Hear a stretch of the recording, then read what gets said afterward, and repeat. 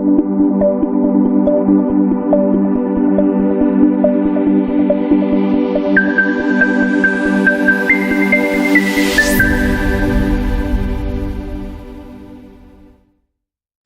right, guys, here we are again. It is Friday night. It's about 10 after 10. I had a project all lined up for tonight, but just like all of Redneck manufacturing projects, they are subject to change at any moment, and this one did. So we had to push this race car all the way up as close as we could get it to the wood stove, so we could get my wife's car in here. And I won't tell you exactly what happened, but it happened in the driver's seat, and I don't normally drive her car, and we had to take care of it with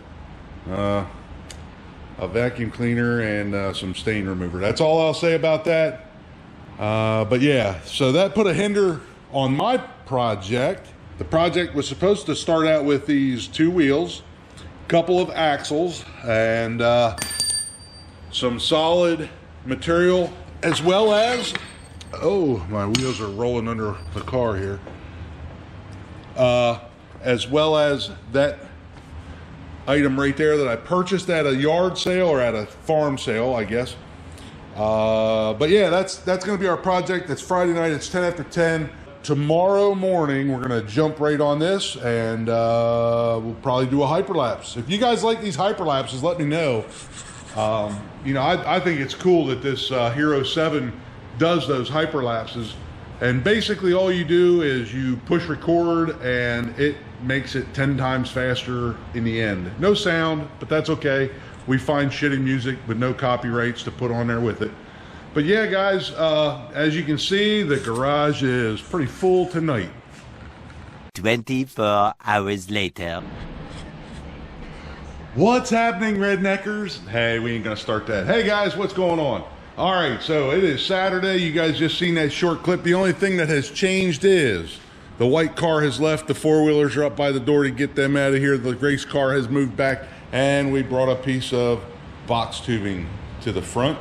There's the main dude here at Redneck Manufacturing. He is the security. He is the presidente.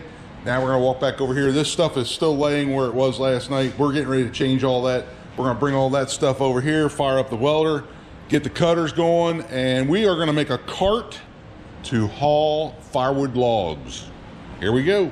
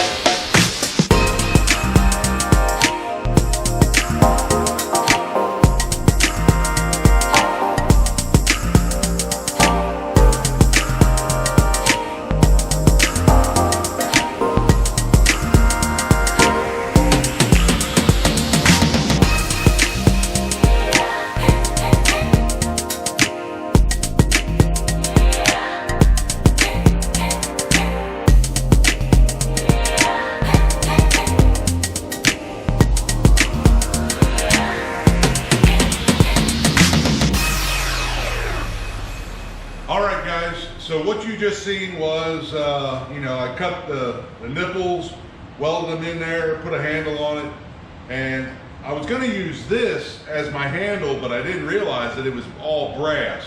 So we just used that for the top handle. My next step is, I bought this at a farm sale.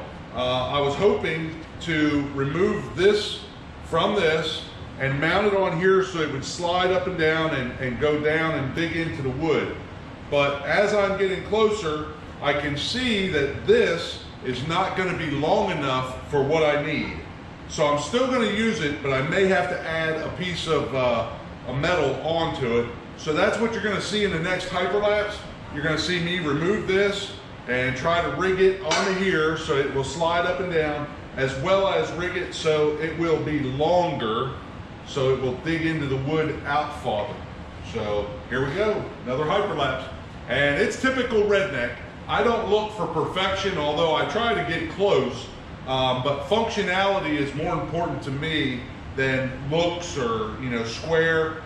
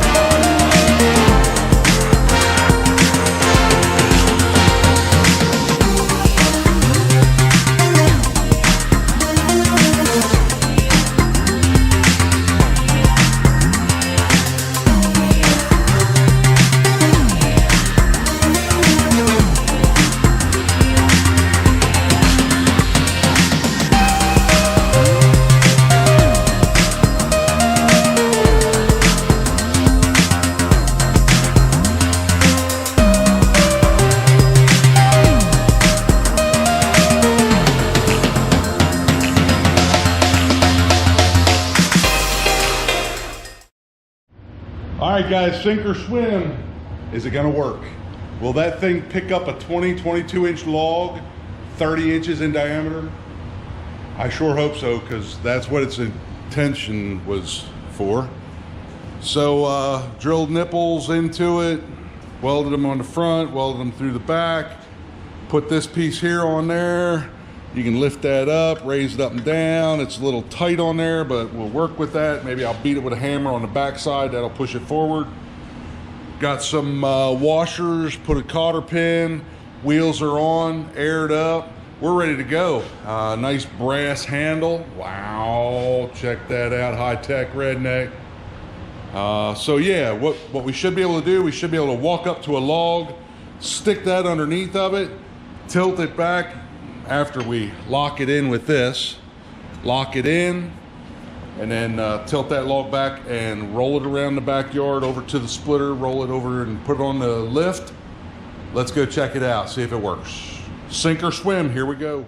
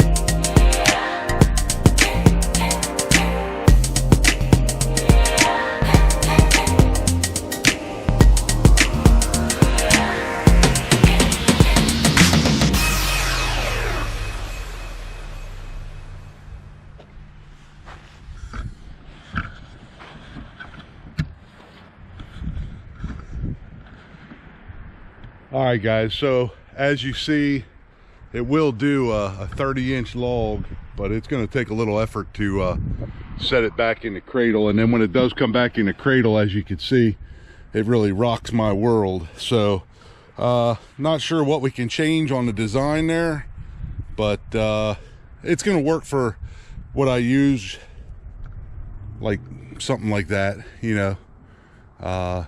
It'll help get it over to the splitter anyway. We can use it on the bigger logs. It just it takes a little bit of effort to get it up and onto the cart. I am going to grind this down right here because it's too tight. It doesn't move freely. It gets locked up. So if I grind the back off of that, I know I'll be weakening that joint, but I think I can just take it off the top and the bottom. That'll allow it to swing naturally. But yeah, you guys, I mean, I got some legit logs here. This is all oak, and I forget what it measured across, 28 inches. And hell, I think this one was 34 inches across. There's one of my feet. So you can see it's quite a log. So we'll have to just roll that over to the splitter. What I mainly was looking for was something to grab pieces that we have cut like this or like that, you know, something off kilter that doesn't roll real well. Like here, you know, we have a couple of knuckles on there. That's going to be a son of a gun to get split anyway. I really don't like bringing that shit home, but you got to take the good with the bad. But yeah, as you've seen, it lifts that pretty good. And we'll throw this one back up on it and just show you how it lifted it. Here we go.